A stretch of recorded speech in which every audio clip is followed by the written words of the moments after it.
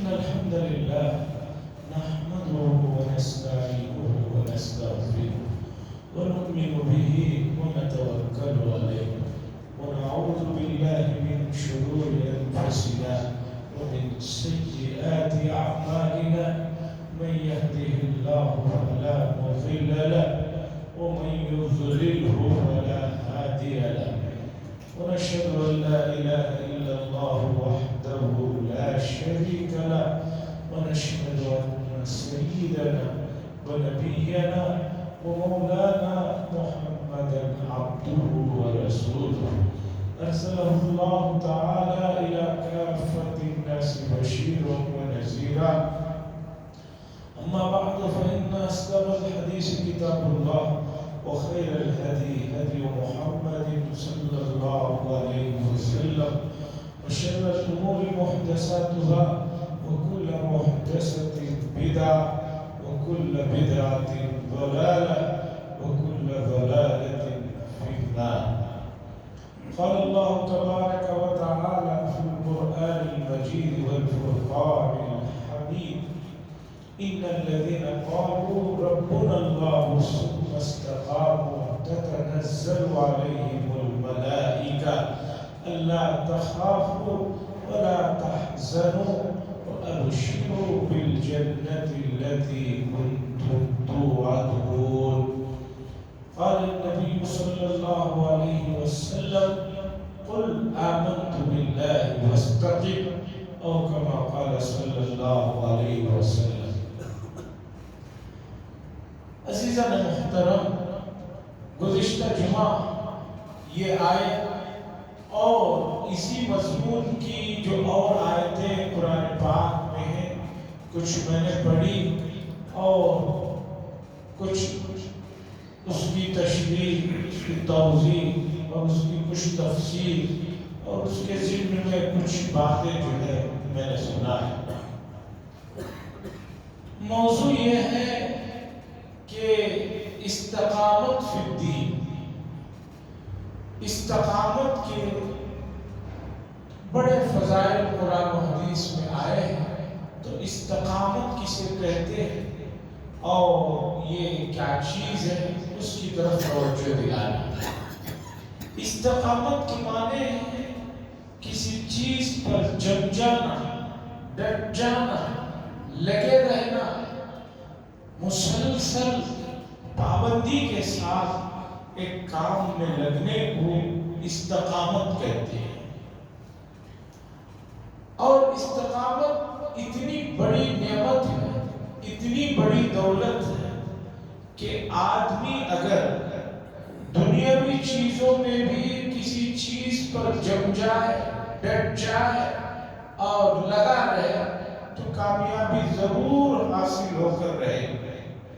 اور اگر یہی استقامت دینی معاملات میں اگر کسی کو یہ دولت مل جائے تو سمجھیے کہ اس کی دین دنیا دونوں بن جائے۔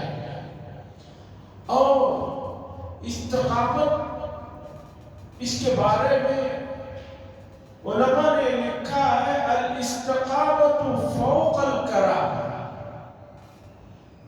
استقامت جو ہے کرامت سے بڑی ہوئی چیز۔ کسی اللہ والے کے ہاتھ سے کوئی کرامت ظاہر ہو گئی کہ ایک ایسا کام ظاہر ہو گیا، ایک ایسا معاملہ پیش آیا کہ نامرد لوگوں سے اس کا تصور نہیں کیا جا سکتا، جسے کرامت کہتے ہیں۔ صاحب ایمان سے کوئی عجیب چیز پیش آ جائے اسے کرامت کہتے ہیں۔ علماء نے لکھا ہے کہ کرامت جو ہے وہ بڑی ہوئی چیز نہیں ہے، استقامت بڑی ہوئی چیز ہے۔ الاستقامت فوق الکرامہ، استقامت ایک آدمی ایک معاملے پر جم جانا، دینی معاملے پر ڈٹ جانا اور مسلسل پابندی سے اہتمام سے کرتے رہنا، یہ اتنی بڑی چیز ہے کہ کرامت بھی اس کا مقابلہ نہیں کر سکتی۔ امت کا المیہ یہی ہے کہ جمتے نہیں ہیں، چاہے دینی معاملہ ہو چاہے دنیاوی معاملہ ہو، رزلٹ کی بڑی جلدی رہتی ہے۔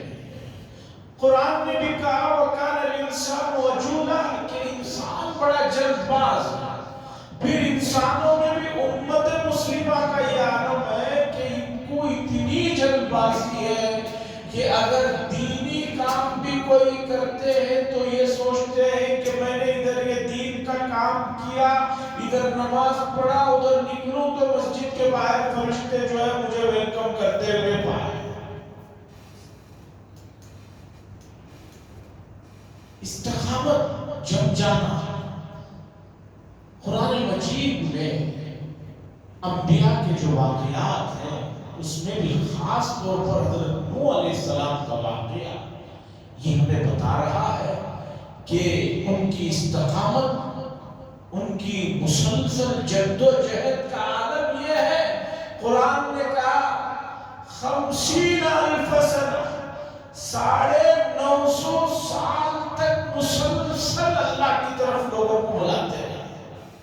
950 سال کوئی معمولی مدت نہیں ہے، 950 سال تک بلاتے رہے ہیں۔ 950 سال کے بعد ان کے ہاتھوں پر ایمان لانے والوں کی تعداد ہے 70 کے آس پاس۔ اس کے بعد جب اللہ کی طرف سے انہیں اس بات کا علم دے دیا گیا کہ ہمیں جو باقی لوگ ہیں ایمان لانے والے نہیں ہیں، تو پھر انہوں نے اللہ کے دربار میں دعا کی کہ ایسے لوگوں کو اللہ جو تیری مسلسل نافرمانی اور بغاوت کر رہے ہیں ان کا جو ہے آپ معاملہ دیکھیے اور ان کو دنیا سے پاک کیجیے۔ ابراہیم علیہ السلام کے بارے میں قرآن نے ذکر کیا کہ انہوں نے کہا کہ میرے ابا جان میں مسلسل آپ کو جو ہے اللہ کی طرف بلاتا رہوں گا۔ اور بھی انبیاء کے واقعات جو قرآن نے ذکر کیا ہے، موسیٰ علیہ السلام کا واقعہ ہو، دوسرے انبیاء کے واقعات ہو، آپ دیکھیے ان واقعات میں ایک چیز یہ نکل کر آتی ہے کہ یہ کبھی جو ہے استقامت سے پیچھے نہیں ہٹے ہیں، مسلسل کام کرتے ہیں۔ آج امت مسلمہ کا المیہ یہ ہے کہ نہ دینی کاموں میں استقامت ہے، نہ دنیاوی کاموں میں استقامت ہے۔ رزلٹ کی بڑی جلدی ہے۔ عزیزان گرامی، رزلٹ آئے گا، جب آنا ہے تب آئے گا۔ آپ کا کام کیا ہے کہ آپ جمع رہیے۔ آپ نے اپنی اس دنیا کی جو عمر ہے 60-70 سال، اسے کیا سمجھ لیا؟ یہ تو کوئی بہت بڑی عمر نہیں ہے۔ گزشتہ انبیاء کے امتوں کو دی ہوئی عمروں کا آدھا حصہ نہیں ہے، 10% بھی نہیں ہے۔ نوح علیہ السلام جب 950 سال اللہ کی طرف بلائے ہیں، 50 سال میں 40 سال میں نبوت ملی ہے، پھر کشتی میں سوار ہوئے تو 1000 سے زیادہ ان کی عمر ہوئی۔ اس اعتبار سے موجودہ زمانے میں کوئی آدمی 60 تک جی لے، یہی بہت بڑی بات ہے۔ 70 تک جی لے تو بھی آپ نکالیے کہ اس عمر کے مقابلے میں جو عمریں ہیں 10% بھی نہیں ہے، اس میں بھی آپ جو ہے اتنی جلدی بچا رہے ہیں کہ جو ہے جس کام میں لگتے ہیں فوراً اس کا رزلٹ چاہتے ہیں۔ یہ سوچ یہ ٹھیک نہیں ہے۔ ہمیں صحابہ کی تاریخ اور صحابہ کے واقعات بتاتے ہیں کہ استقامت کا صحیح مفہوم انہوں نے سمجھا اور اس کے بعد اس کا رزلٹ ان کے سامنے آیا۔ حضرت خباب بن قبیلہ تمیم کے ایک عظیم الشان شخصیت کے مالک ہیں۔ ان کو دھوکے سے لوگوں نے لا کر مکہ المکرمہ میں غلام بنا کر فروخت کر دیا گیا تھا، اور ایک عورت نے ان کو خرید لیا تھا۔ یہ اللہ کے نبی صلی اللہ علیہ وسلم پر ایمان لے آئے اور تقریباً 7واں یا 8واں نمبر ہے ایمان لانے والوں میں سے۔ مکہ المکرمہ میں حرم کے دروازوں میں ایک دروازے کا نام ہے ارقم، دار ارقم، باب الارقم۔ باب السلام سے پہلے اس طرف سے جائیں گے تو 16 یا 18 نمبر کا گیٹ ہے باب الارقم۔ ارقم ایک صحابی کا نام ہے رسول اللہ صلی اللہ علیہ وسلم زیادہ تر ابتدائی زمانے میں انہی کے گھر میں جمع ہوتے تھے، اور جو لوگ ایمان لائے ہوئے تھے وہ حضرات یہاں جمع ہوتے تھے، پھر ایمان کے دین کے سلسلے کی جو چیزیں ہوتی تھی یہاں ہوتی تھی۔ تو حضرت خباب بن عرت رضی اللہ تعالیٰ عنہ 7ویں یا 8ویں نمبر کے مومن ہیں جنہوں نے ایمان قبول کیا۔ سیرت النبی صلی اللہ علیہ وسلم علامہ شبلی نعمانی صاحب کی ہو یا سید سلیمان منصور پوری رحمہ اللہ رحمت للعالمین سیرت کی کتابیں پڑھیے کہ ان پر اتنے مظالم کیے گئے، اتنا ان کے اوپر ظلم و ستم ڈھایا گیا، اور ان کی استقامت اور دین پر جمے رہنے کا عالم دیکھیے کہ مکہ المکرمہ کی تپتی ہوئی دھوپ میں 50 ڈگری سے زیادہ بڑھ جاتی ہے۔ پہلے زمانے میں نہ روڈیں تھے اس طرح کی، نہ اس طرح کی سہولتیں تھی، ریت تھی اور پتھریلے پتھر ہوتے تھے۔ ان کے کپڑے نکال کر جو ہے انہیں زمین پر ڈال دیا جاتا تھا اور چپڑیوں پر ان کو سلا دیا جاتا تھا، اور اوپر سے پیر رکھ کر جو ہے کھڑے ہو جاتے تھے تاکہ وہ ادھر سے ادھر نہ ہو۔ اذیتوں کا عالم یہ ہے کہ ایک مرتبہ اس دھوپ میں بہت تیز آگ کے انگاروں کو جلایا گیا اور ان کو اوندے منہ یعنی پیٹھ کے بل پر سلا دیا گیا، اور جو ہے سینے پر جو ہے چپڑی رکھ دی گئی۔ عالم یہ تھا کہ ان کے پیٹھ سے اور جو نکلا ہے چمڑا اور خون اس سے وہ آگ بجھ گئی تھی، ٹھنڈی ہو گئی تھی۔ حضرت عمر رضی اللہ تعالیٰ عنہ کے دور میں انہوں نے ایک مرتبہ پرانے واقعات کو جب یاد کیا تو حضرت عمر رضی اللہ تعالیٰ عنہ نے کہا ذرا پیٹھ دکھاؤ، تو پیٹھ کو دیکھا گیا تو پیٹھ پوری جو ہے سفید ہو گئی تھی، یعنی برس کے جیسے دھبے آ گئے تھے اور سب کچھ ان کا ختم ہو گیا۔ اتنی تکلیفیں مکہ المکرمہ میں ان کو دیا جا رہا ہے، اور صرف یہ کہا جا رہا ہے اللہ یہ کہے، یہ بات نہ کہے، لیکن یہی کہتے رہے کہ اللہ یہ کہے، احد احد کا نعرہ لگاتے رہے۔ یہ ہے کہ اسلام لائے تو اس کے بدلے میں جو تکلیفیں آ رہی ہیں اس سے ڈرے نہیں بلکہ جمے رہے، ڈٹے رہے۔ کتنا لمبا عرصہ تقریباً 13 سال کا مکہ المکرمہ میں ظلم و ستم کے ساتھ گزرا ہے، اور آپ اندازہ لگائیے کہ ایک عقلوں کی جان اتنے ظلم و ستم کو برداشت کرتی رہی لیکن اسلام سے نہیں تھی۔ یہاں آدمی کو فجر کی نماز میں تھوڑا نیند سے اٹھنا ایسا لگتا ہے کہ بہت بڑا میں جہاد کر رہا ہوں، بہت بڑی محنت کرتا ہوں کہ صبح نماز کو اٹھ جاتا ہوں۔ ایک گناہ سے جو ہے باز آتے ہوئے آدمی سوچتا ہے کہ میں بہت بڑا ایمان والا آدمی ہوں کہ جو ہے گناہ سے میں اپنے آپ کو رکا رہا ہوں۔ عزیزان گرامی، استقامت جس کے فضائل میں میں نے کل بتایا کہ فرشتے جو ہے خوشخبریاں لے کر حاضر ہوتے ہیں، یہ بہت جو ہے مرحلہ ہے۔ اس مرحلے کو حاصل کرنے کے لیے ہمیں قرآن و حدیث میں استقامت کے ساتھ جو حضرات اپنی زندگیوں کو گزارے ہیں ان کے واقعات کو پڑھنا چاہیے، سننا چاہیے، سمجھنا چاہیے۔ 30ویں پارے میں ایک سورت ہے سورت البروج۔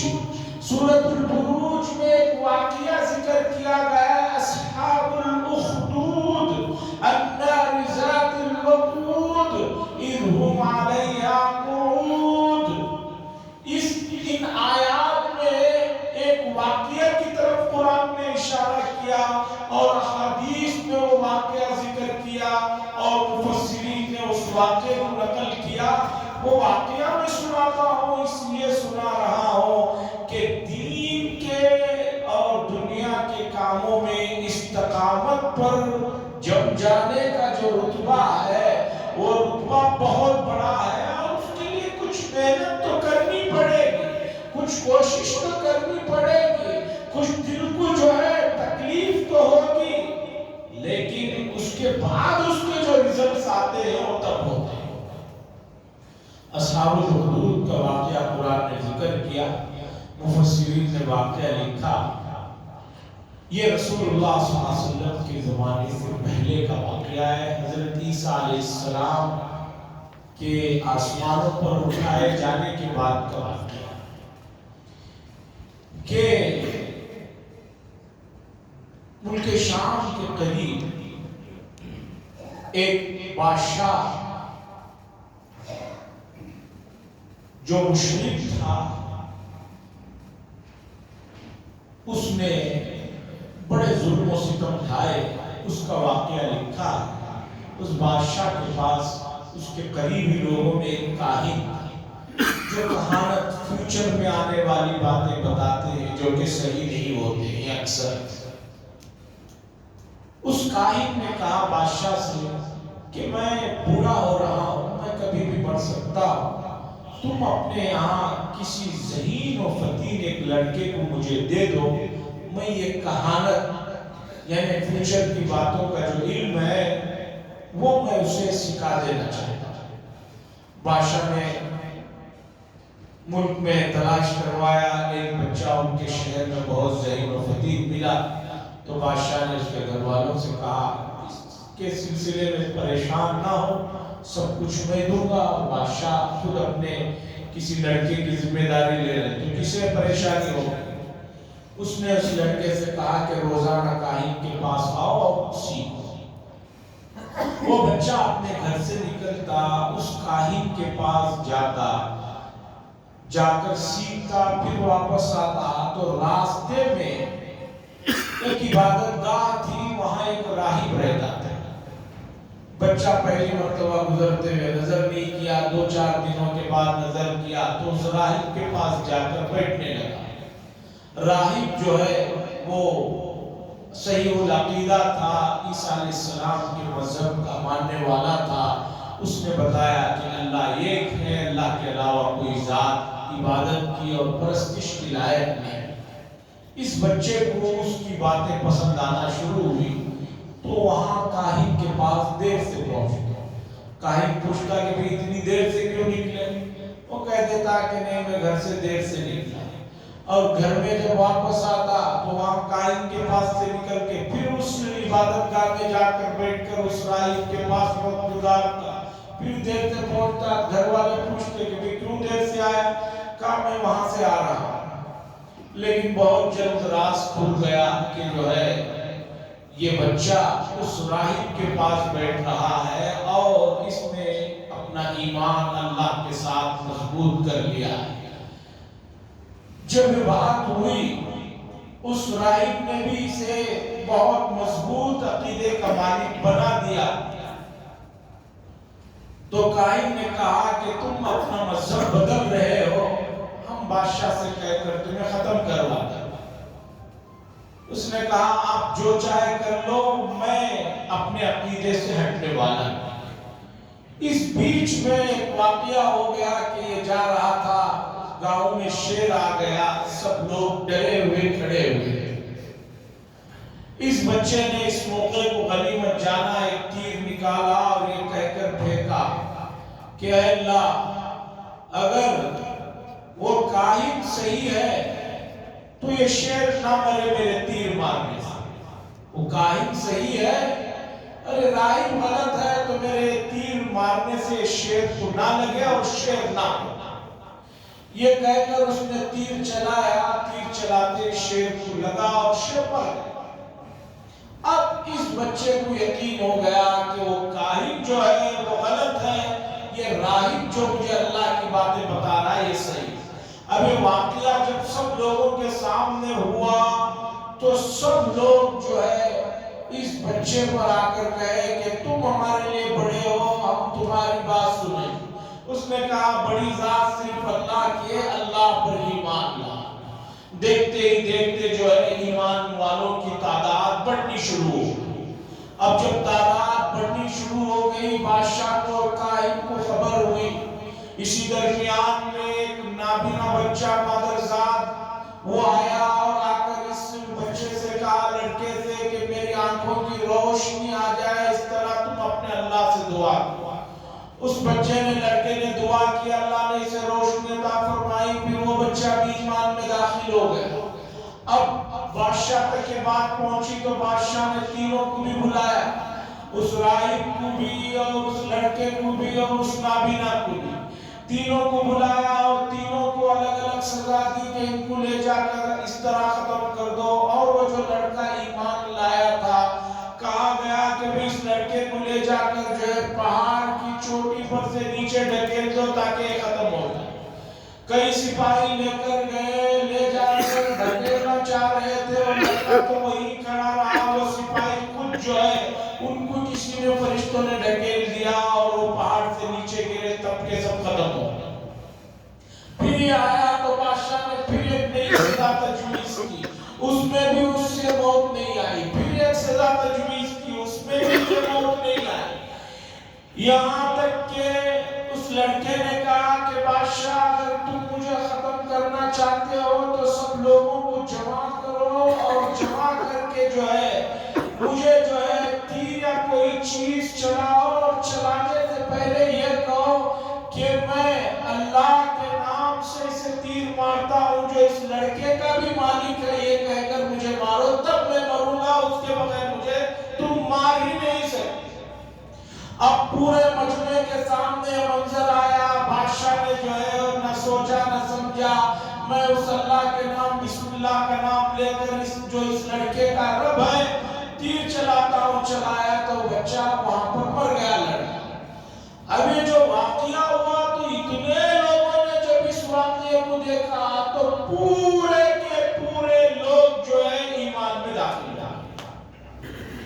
اب بادشاہ کو اپنی بادشاہت بچانے کے لیے اس نے کہا کہ میں سب کو ختم کروں گا۔ کہا بھی کیسے ختم کیا جائے؟ وزیر لوگوں نے کہا کہ جو ہے ایک بہت بڑی خندق بنائی جائے اور خندق میں آگ جلائی جائے۔ ایک بڑی خندق بنائی گئی اور اس میں آگ جلائی گئی، اور آگ میں اٹھا اٹھا کر پورے لوگوں کو ڈالتے گئے، اور اس طرح پوری خندق آگ سے بھر گئی۔ محدثین مفسرین نے لکھا ہے کہ ان لوگوں کی استقامت کا یہ عالم تھا کہ ایک آدمی جلا، دو آدمی جلا، تین آدمی جلے، پورے شہر کو اس نے خندق میں ڈال دیا، لیکن کوئی بھی آدمی ایمان سے نہیں ہٹا، ایمان کے اوپر جمع رہا، ڈٹا رہا۔ اسی چیز کو قرآن مجید نے النار ذات الوقود اذ ہم علیہا قعود واقعے کو، اس واقعے کا ذکر ان آیات میں ہے۔ مفسرین نے یہ کہا، بتانا یہ ہے کہ استقامت کے جم جانا کسی چیز پر یہ جو ہے بہت بڑا دل گردے کا کام ہے۔ اگر آپ اس کام کو اپنائیں گے دینی معاملات میں تو آپ کو دین میں تو کامیابی ملے گی ہی، دنیا تو جو ہے وہ خود ذلیل و خوار ہو کر آپ کے سامنے آ جائے گی۔ حضرات صحابہ کے واقعات اس سلسلے میں شامل۔ اقبال صاحب نے کہا، یقین محکم عمل بہم محبت فاتح عالم ہے، جہاد زندگانی میں مردوں کی ہے شمشیر۔ یقین محکم عمل بہم، بہم کہتے ہیں مسلسل جم جانا، ڈٹ جانا، لگے رہنا، تب جا کر جو ہے آدمی کو جو ہے چیزوں میں کامیابی ملتی۔ آج استقامت کا فقدان ہے۔ ایک آدمی اگر اپنی زندگی میں غور کرے تو 24 گھنٹوں میں، مہینے کے 30 دنوں میں اگر وہ اپنا محاسبہ کرے تو مشکل سے ایسے لوگ جو دیندار کہلاتے ہیں، جو نمازوں کے بھی پابند ہیں، 10-15 منٹ ذکر کے لیے انہوں نے اللہ کے لیے نکالا اور 30 دن لگاتار، ایسا بہت کم ہو جائے۔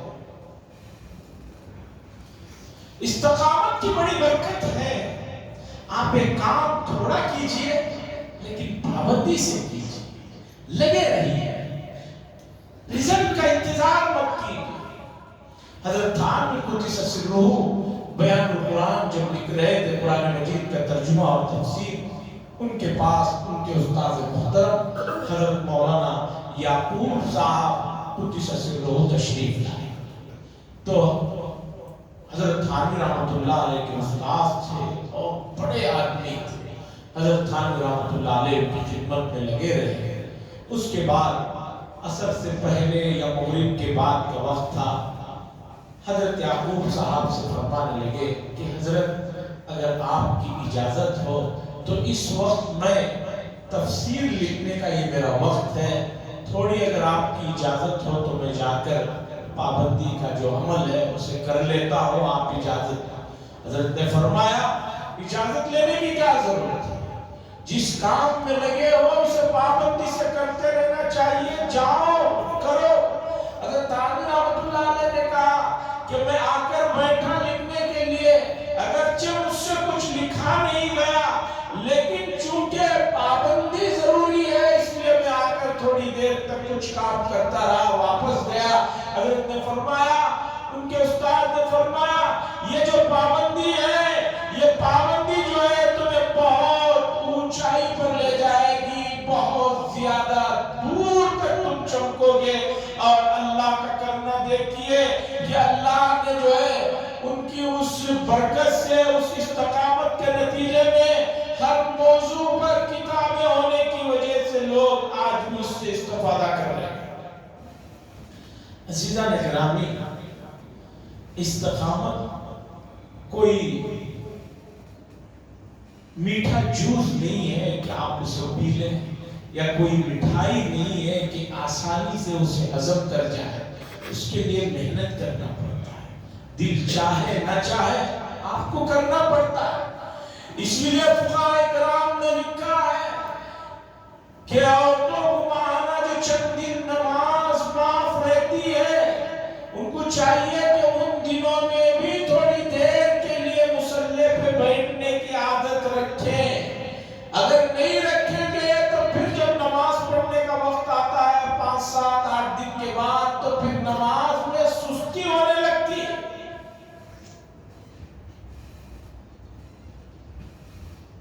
عزیزان گرامی, استقامت کے واقعات تو بہت ہیں. آئیے میں آپ کو مکہ المکرمہ میں کچھ اور صحابہ کے واقعات سناتا ہوں کہ دین پر کیسے جمے. حضرت سفیان بن عبداللہ ثقفی رضی اللہ تعالیٰ عنہ نے رسول اللہ صلی اللہ علیہ وسلم سے پوچھا, یا رسول اللہ صلی اللہ علیہ وسلم مجھے کوئی ایسی نصیحت کر دیجئے کہ آپ کے بعد مجھے کبھی کسی سے کچھ پوچھنے کی ضرورت نہ آئے.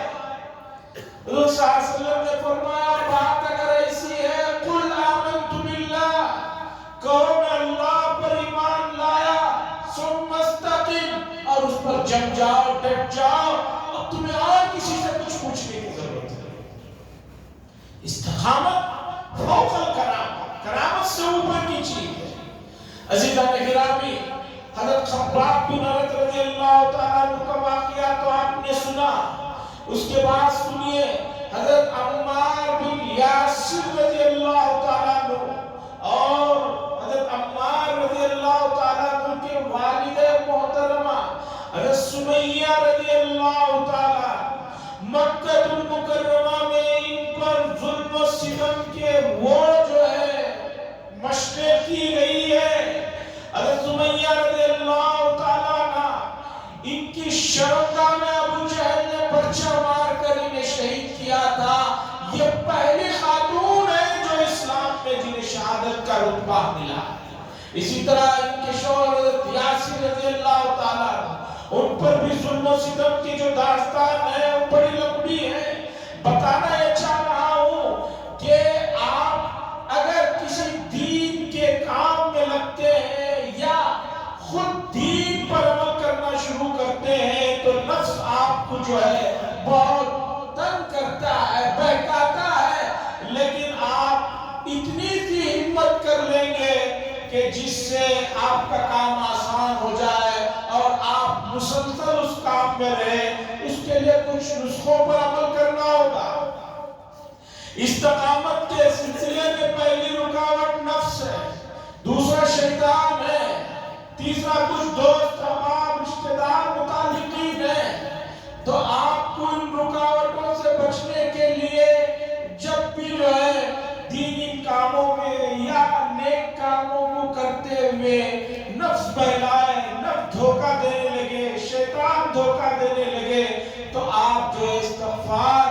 حسنت رکھیے، اللہ کا ذکر کیجئے، فوراً جو ہے شیطان آپ کو جو وسوسے ڈال رہا ہے اس سے جو ہے آپ آزاد ہو جائیں۔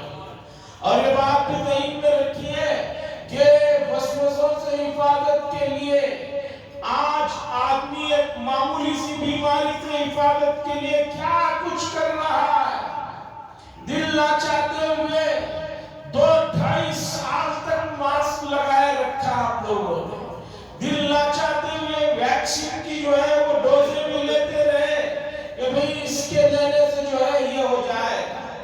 جب آپ اپنے جسم کی اتنی فکر کر رہے ہیں تو آپ کی روح کو ختم کرنے والی جو چیزیں ہیں، آپ کی روح کو مجروح کرنے والی جو چیزیں ہیں، آپ کی روح کو گندا کرنے والی جو چیزیں ہیں، گناہ، اور یہ گناہ کبھی شیطان کے وسوسوں سے ہوتا ہے، کبھی خود آپ کا نفس آپ کو ورغلاتا ہے، کبھی دوست احباب ورغلاتے ہیں۔ ان سب سے حفاظت کے لیے آپ کو جو اسباب اختیار کرنا ہے اس میں سب سے پہلے وسوسوں سے اور شیطان کے چوکوں سے بچنے کے لیے ہمیشہ باوضو رہنے کی عادت بنا لیجیے۔ جب وضو ٹوٹے، استنجے کو گیا، باہر نکلے تو ویسے بھی ہاتھ پیر کلی تو کرتے ہی ہیں، تھوڑا سا ہمت کر کے وضو کر لیجیے۔ اور اگر وضو کے بعد آپ کو ایسی جگہ میسر ہے کہ جہاں 2 رکعت آپ پڑھ سکیں تو آپ کے لیے اور نور علی نور ہے۔ رسول اللہ صلی اللہ علیہ وسلم معراج سے واپسی پر حضرت بلال رضی اللہ تعالیٰ عنہ سے پوچھا تھا، اے بلال تمہارا وہ کیا عمل ہے کہ میں نے جنت میں میرے آگے تمہارے قدموں کی چلنے کی آواز سنی تھی۔ رسول اللہ صلی اللہ علیہ وسلم نے جنت میں حضرت جبریل علیہ السلام کے ساتھ جب گئے تو وہاں چلنے کی آواز آ رہی تھی، تو پوچھا تھا یہ کس کے چلنے کی آواز ہے؟ بتایا گیا کہ حضرت بلال حبشی رضی اللہ تعالیٰ عنہ کی ہے۔ رسول صلی اللہ علیہ وسلم نے پوچھا کیا عمل ایسا کرتے ہو کہ اتنا بڑا مقام ملا؟ انہوں نے کہا یا رسول اللہ صلی اللہ علیہ وسلم ایسے تو کوئی بڑا عمل نہیں ہے، بس بات اتنی ہے کہ جب بھی ضرورت سے فارغ ہوتا ہوں فوراً وضو کرتا ہوں اور 2 رکعت نماز پڑھ لیتا ہوں۔ باوضو رہنے کی عادت بنائیے۔ اور دوسرے، استغفار کا اپنے اوپر لزوم کر لیجئے۔ اس کے لیے مسجد میں آنا ضروری نہیں، جب کوئی بھول چوک ہوئی، جب آپ کے دل میں جو ہے تھوڑا سا جو ہے ایسا محسوس ہوا کہ دل نیکیوں کی طرف نہیں آ رہا ہے، فوراً استغفار شروع کر دیجئے۔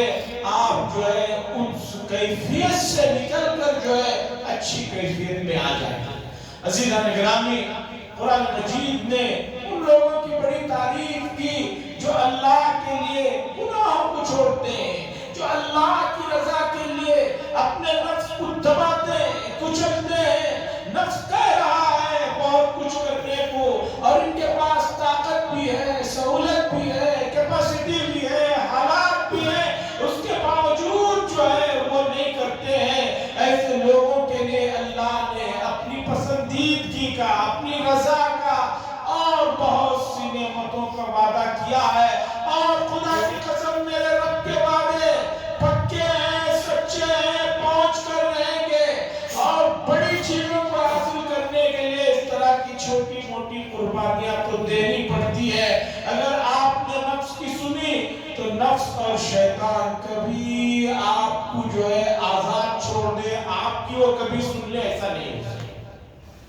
جتنا آپ سنو گے اور جیسے کسی آدمی کو نشے کی لت پڑ گئی، جتنا اسے دو نشہ اس سے لگتا ہے کہ کم ہی ہے، اس کے اور اوپر کا اسٹیج کا نشہ مانگتا ہے۔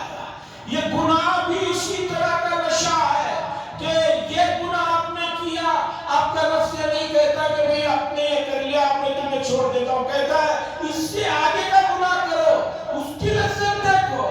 جس طرح نشے کے عادی لوگ نشے پر نشہ کرتے چلے جا رہے ہیں، اسی طرح یہ گناہ بھی نشہ ہے اور بیماری ہے، وائرس ہے، یہ اور آگے کا مانگتا ہے، اس سے نیچے پر راضی نہیں ہوتا۔